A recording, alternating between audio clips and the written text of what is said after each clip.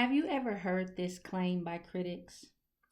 The idea that Jesus was probably tossed on a garbage heap and eaten by wild dogs has been around for several years.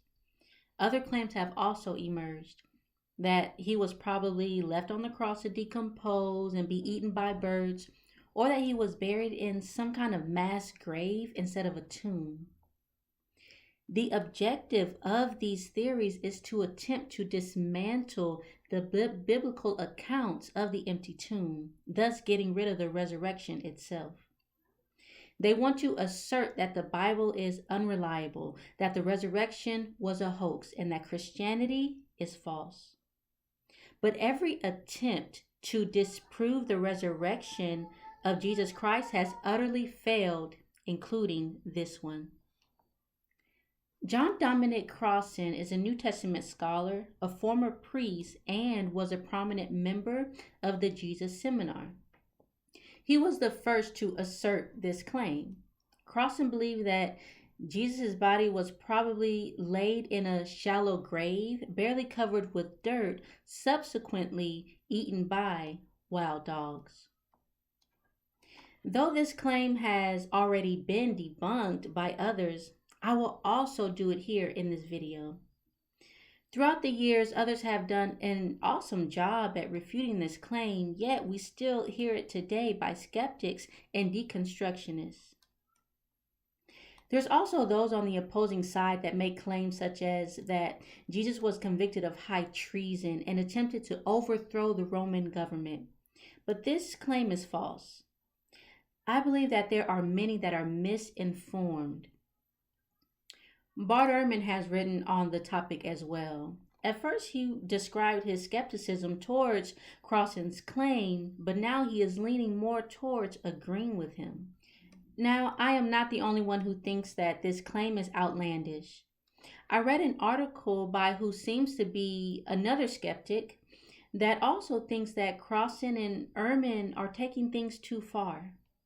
Marina says that there's a difference between justified skepticism and radical skepticism.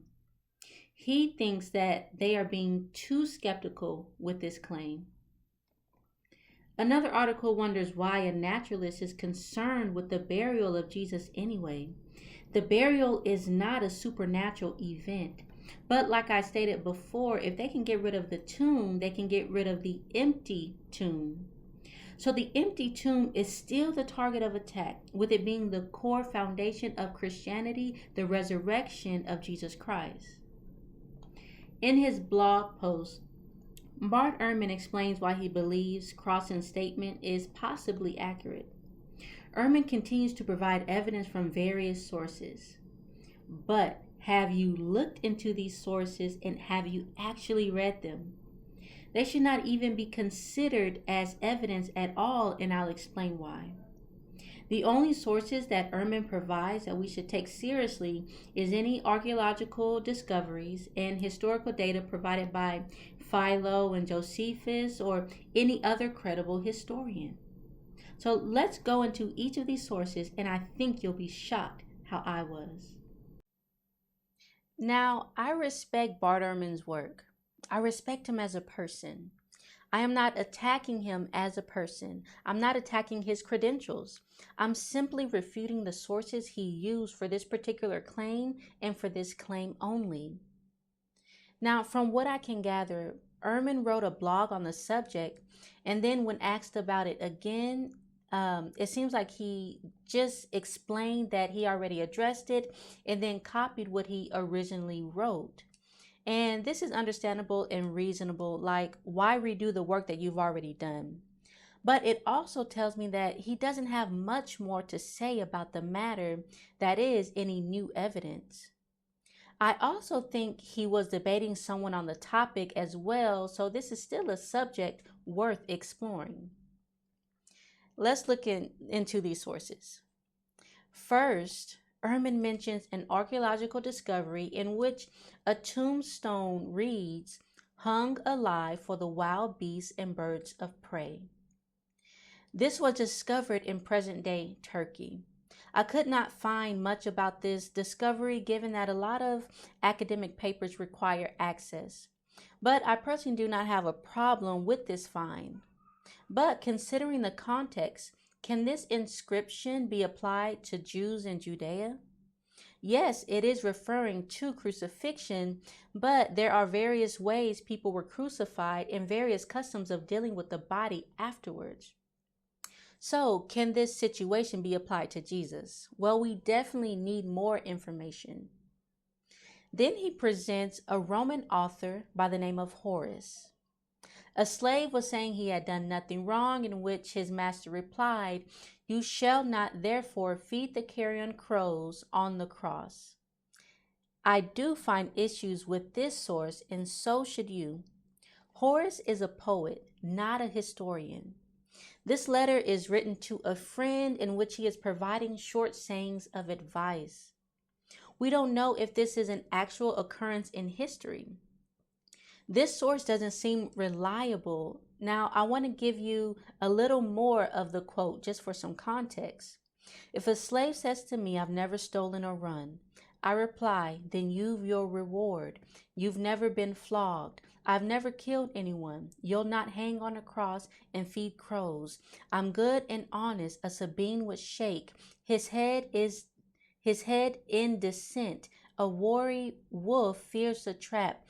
A hawk the hidden net. A pike the baited hook. And the good hate vice through love and virtue. A book of letters by a poet should not be considered a reliable historical source. This source does not support the claim regarding Jesus' body, and to call this evidence seems misleading. Another source is by a Roman satirist, Juvenal. The Roman satirist Juvenal speaks of the vulture that hurries from the dead cattle and dogs and corpses to bring some of the carrion to her offspring. Now, here's a full quote for some context. "The chicks will seek out those same creatures themselves. The vulture flies to its young, bringing pieces of carrion, morsels from dead cattle and dogs or from crucifixions. So that's a vulture's food. When full grown, it feeds itself. When it's already building its own nest high in some tree."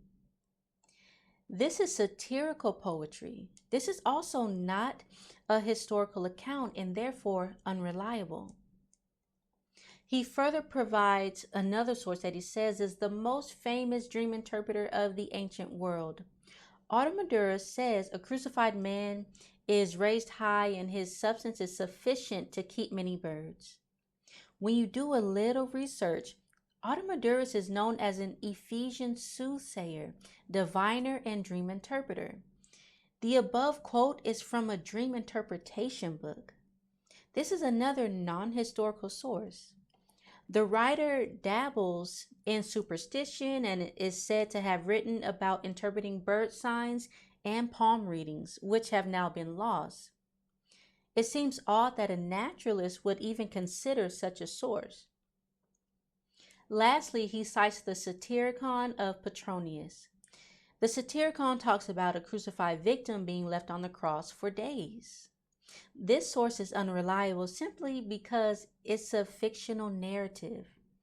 Here is more from this source for context. Well, the soldier was delighted with the woman's beauty and his stolen pleasure. He bought up all the fine things his means permitted and carried them to the tomb the moment darkness fell. So the parents of one of the crucified, seeing that the watch was ill kept, took their man down in the dark and administered the last rite to him. The soldier was eluded while he was off duty, and next day, seeing one of the crosses without its corpse, he was in terror of punishment and explained to the lady what had happened. He declared that he would not wait for the court martial, but would punish his own neglect with the thrust of his sword. So she had better get ready a place for a dying man, and let the gloomy vault enclose both her husband and her lover. The lady's heart was tender as well as pure. "Heaven forbid," she replied, "that I should look at the same moment on the dead bodies of two men whom I love. No, I would rather make a dead man useful than send a live man to death.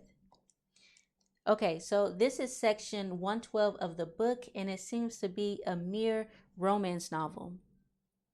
Citing poets, a dream interpreter, and a fictional narrative are not good sources to support this claim. If a Christian used these types of sources, it would automatically be disregarded and dismissed. On the other hand, there are two sources that are historical and that should be considered reliable that Ehrman analyzes. Philo of Alexandria was a Jewish thinker who lived in Alexandria during the first half of the first century BCE. Philo records, rulers who conduct their government as they should and do not pretend to honor but do really honor their benefactors make a practice of not punishing any condemned person until those notable celebrations in honor of the birthdays of the illustrious Augustan house are over. I have known cases when, on the eve of a holiday of this kind, people who have been crucified have been taken down and their bodies delivered to their kinsfolk, because it was thought well to give them burial and allow them the ordinary rites. For it was meet that the dead also should have the advantage of some kind treatment upon the birthday of the emperor, and also that the sanctity of the festival should be maintained. Bart Ehrman further explains how this quote shows that the birthday of the emperor warranted an exception to not staying on the cross for days. On these holidays, criminals were allowed off the cross for a proper burial. My take on the matter is that, yes, it does show an exception, but I believe it is unreasonable to assume that this was the only exception in all cases. We need more information, which is also provided by Philo, that we'll take a look at soon. Lastly, Ehrman analyzes a quote from Josephus. This too is a good, reliable historical source. Flavius Josephus was an ancient historian and scholar. He was born around 37 AD in Jerusalem and died 100 AD in Rome. His work is primarily on the history of the Jews in the first century. He writes, they, Idumeans, actually went so far in their impiety as to cast out the corpses without burial, though the Jews are so careful about funeral rites that even malefactors who have been sentenced to crucifixion are taken down and buried before sunset.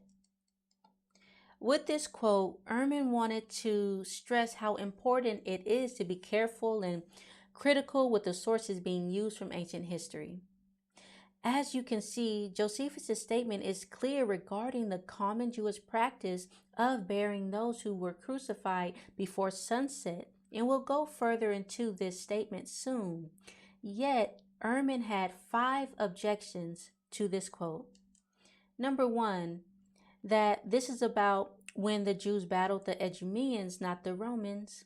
And then number 2, Josephus' bias, that this was written a generation after Jesus, and that it is unlikely that Jews would have crossed enemy lines to bury crucified victims, and Josephus uses the term malefactors instead of political insurgent. Again, this is radical skepticism to the point of being unreasonable. The sources Ehrman used are not from 30 to 33 AD, around the time Jesus was crucified. And irregardless of who the Jews were fighting, Josephus is making a general statement about common Jewish practices. And as far as Josephus being biased, there's nothing wrong with a Jewish historian reporting on Jewish events. And I'm not sure how objection 4 is relevant to the topic. And then the term malefactors is a general term for someone condemned. Now, it's important to note that Ehrman used mostly Roman sources with one Jewish source, and then uses the quote from Josephus on a later blog post. But there are other important sources to add including other quotes from Philo and Josephus. We must consider both Roman and Jewish accounts because they give us a better sense of the context of Jesus' crucifixion and burial.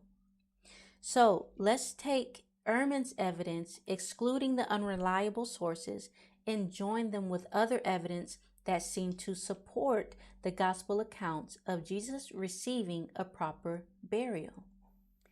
Josephus said much more that needs to be taken into our evidence file. In the Antiquity of the Jews, he also says, "He that blasphemeth God, let him be stoned, and let him hang upon a tree all that day, and then let him be buried in an ignominious and obscure manner." And we'll take a look at what that means soon. He also says, "And thus it is that we bury all whom the laws condemn to die upon any account whatsoever. Let our enemies that fall in battle be buried also, nor let any one dead body lie above the ground." For a little context here, the Antiquity of the Jews is the writing of Josephus explaining the history of the Jewish people from the Hebrew Bible. He begins from the creation of Adam and Eve up until the first Jewish-Roman war from 66 to 70 AD. In Jewish wars, Josephus also records, "Accordingly, our laws determine that the bodies of such as kill themselves should be exposed till the sun be set, without burial, although at the same time it be allowed by them to be lawful to bury our enemies sooner." And here is the 4.317 quote from earlier with 316 included. It says, "And as soon as they caught them, they slew them. And then standing upon their dead bodies in way of jest, upbraided Ananus with his kindness to the people, and Jesus with his speech made to them from the wall. Nay, they proceeded to that degree of impiety as to cast away their dead bodies without burial, although the Jews used to take so much care of the burial of men that they took down those that were condemned and crucified and buried them before the going down of the sun." And here's another quote by Philo that we need to take note to as well. It says, "Would, if it had been in his power, have condemned those men to 10,000 deaths.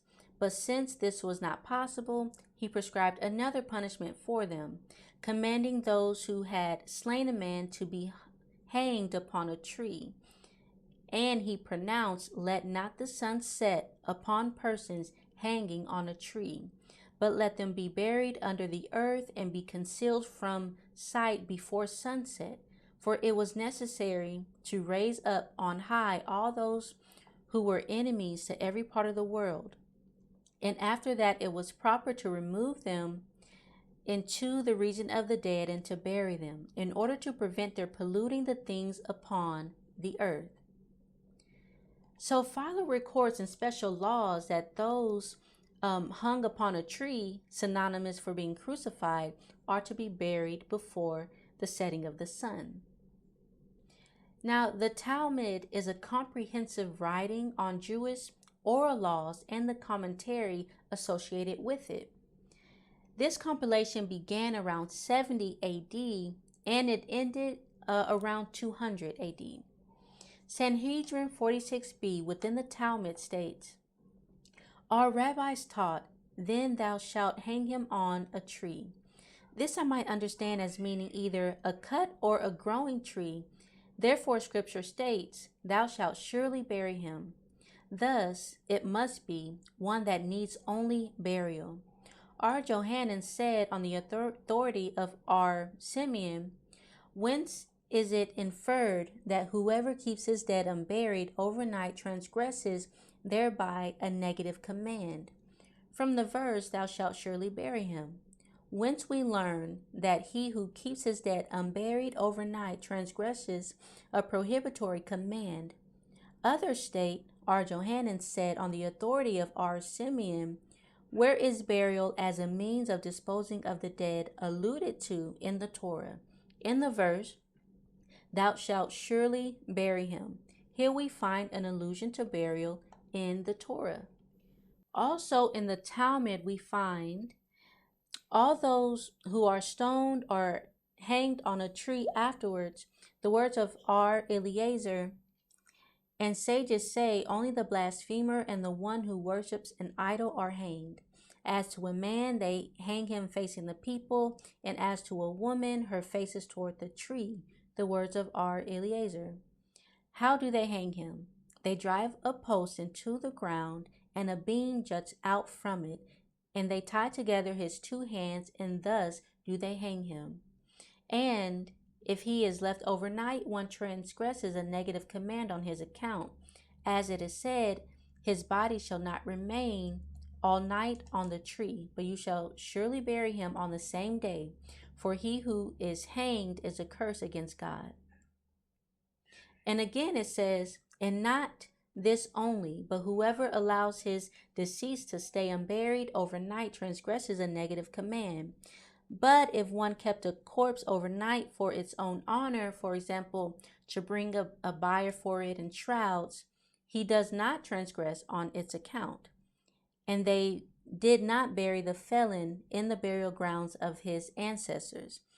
But there were two graveyards made ready for the use of the court, one for those who were beheaded or strangled, and one for those who were stoned or burned. So from the Talmud, we learn that they buried their dead no matter the circumstances. There is also substantial evidence that tells us the Romans accommodated Jewish customs during peacetime in Jerusalem. So let's look at 3 more quotes from Josephus that support this. So in Against Apion, it says, have admired the magnanimity and modesty of the Romans, whereby they do not compel those that are subject to them to transgress the laws of their ancestors. In Wars of the Jews, he writes, Claudius made the country a Roman province and sent Cassius Fadus to be its procurator, and after him Tiberius Alexander, who, making no alterations of the ancient laws, kept the nation in tranquility. And again in Antiquity of the Jews, he says, Caesar Augustus, high priest and tribune of the people, ordains thus: since the nation of the Jews have been found grateful to the Roman people, not only at this time, but in times past also, and chiefly Hyrcanus the high priest, under my father, as Caesar the emperor, it seemed good to me and my counselors, according to the sentence and oath of the people of Rome, that the Jews have liberty to make use of their own customs according to the law of their forefathers. Agrippa also did himself right, after the manner following on behalf of the Jews. Marcus Agrippa to the magistrates, senate, and people of Cyrene, Caius Norbanus Flaccus proconsul to the magistrates of the Sardians, sendeth greeting. Caesar hath written to me and commanded me, nor did Julius Antonius the proconsul write otherwise. To the magistrates, senate, and people of the Ephesians sendeth greetings. As I was dispensing justice at Ephesus on the Ides of February, the Jews that dwell in Asia demonstrated to me that Augustus and Agrippa had permitted them to use their own laws and customs. They also petitioned me that I would confirm what had been granted by Augustus and Agrippa by my own sanction. I would therefore have you take notice that according to the will of Augustus and Agrippa, I permitted them to use and do according to the customs of their forefathers without disturbance. Philo also supports the claim that Romans accommodated Jewish customs. He writes in Embassy, Pilate was one of the emperor's lieutenants, having been appointed governor in Judea. He, not more with the object of doing honor to Tiberius than with that of vexing the multitude, dedicated some gilt shields in the palace of Herod, in the holy city. But when the multitude heard what had been done, and when the circumstances became notorious, then the people, entreated him to alter and to rectify the innovations which he had committed in respect of the shields, and not to make any alterations in their national customs, which had hitherto been preserved without any interruption, without being in the least degree changed by any king or emperor. But when he steadfastly refused this petition, they cried out, "Do not cause us sedition, do not make war upon us, do not destroy the peace which exists." The honor of the emperor is not identical with dishonor to the ancient laws. Let it not be to you a pretense for heaping insult on our nation. Tiberius is not desirous that any of our laws or customs shall be destroyed. But this last sentence exasperated him in the greatest possible degree, as he feared lest they might in reality go on an embassy to the emperor, but that he was not willing to be thought to do so, wrote a most supplicatory letter to Tiberius. And he, when he had read it, what did he say of Pilate, and what threats did he utter against him? But it is beside our purpose at present to relate to you how very angry he was. Although he was not very liable to sudden anger, since the facts speak for themselves, for immediately, without putting anything off to the next day, he wrote a letter reproaching and reviling him in the most bitter manner for his act of unprecedented audacity and wickedness, and commanding him immediately to take down the shields and to convey them away from the metropolis of Judea to Caesarea on the sea, which had been named Caesarea Augusta after his grandfather, in order that they might be set up in the temple of Augustus. And accordingly, they were set up in that edifice. And in this way, he provided for two matters, both the honor due to the emperor and for the preservation of the ancient customs of the city. According to our Jewish sources, Romans were accommodating to Jewish customs. But what about other Roman sources that we have to add to our evidence file? The Digest, or Pandex, is a library of Roman laws compiled in the 6th century AD. In Book 48, Section 24, titled "Concerning the Corpses of Persons who are Punished," we find two Roman laws that are relevant to this discussion.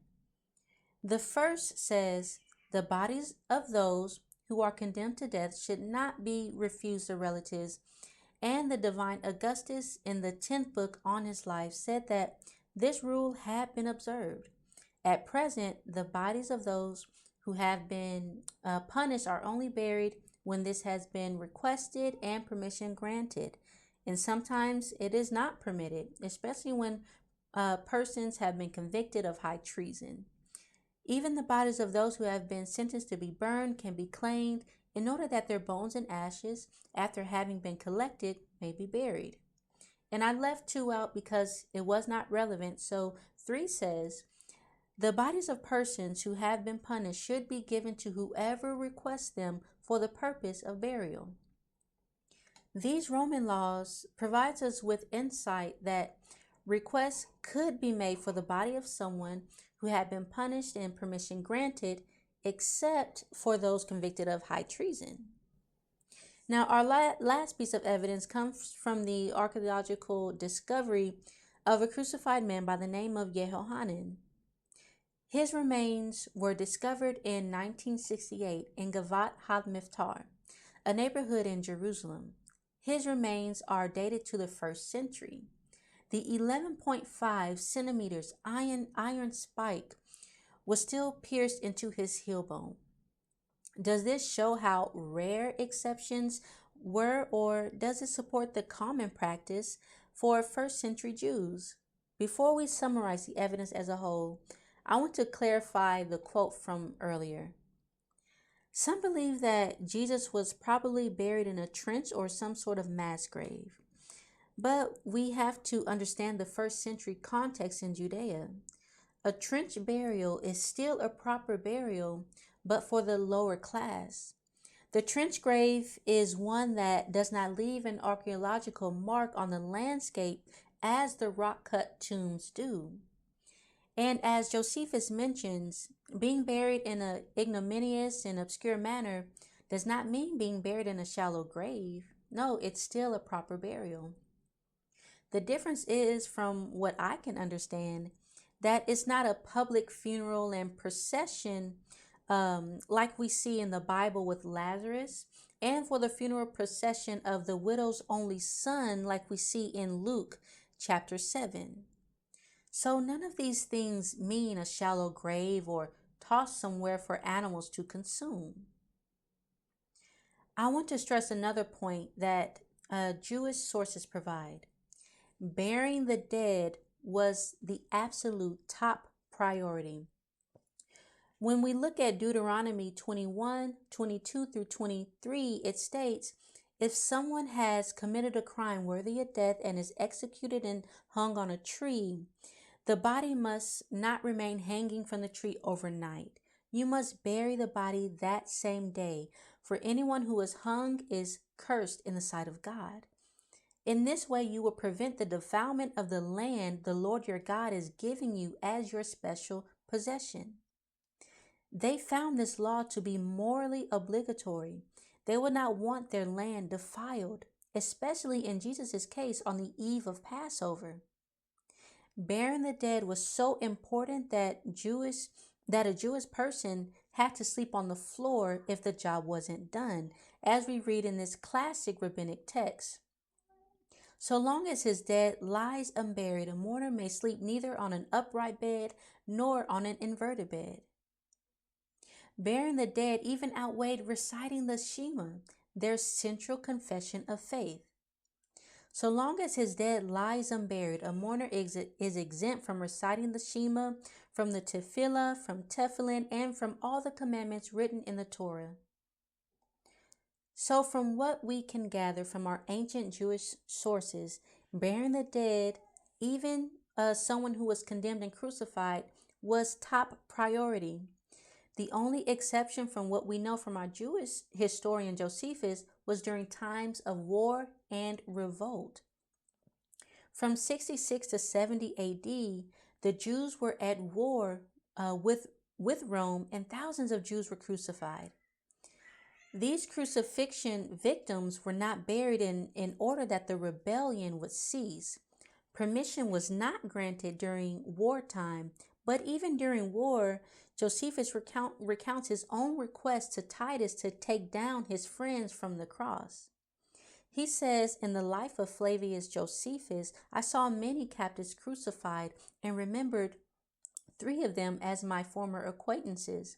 I was very sorry at this in mind and went with tears in my eyes to Titus and told him of them. So he immediately commanded them to be taken down and to have the greatest care taken of them in order to their recovery. Yet 2 of them died under the physician's hands, while the 3rd recovered. Now, based on this, the Jewish people during the 1st century always buried their dead when able. And if someone was condemned and crucified during peacetime, permission was likely granted upon request.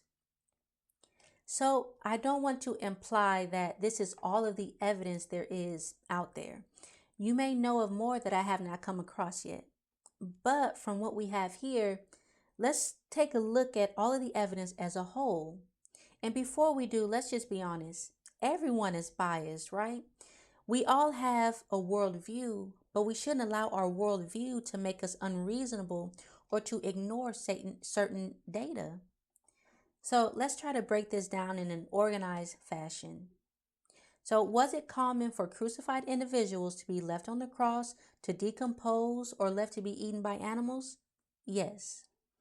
Were there any exceptions? Yes.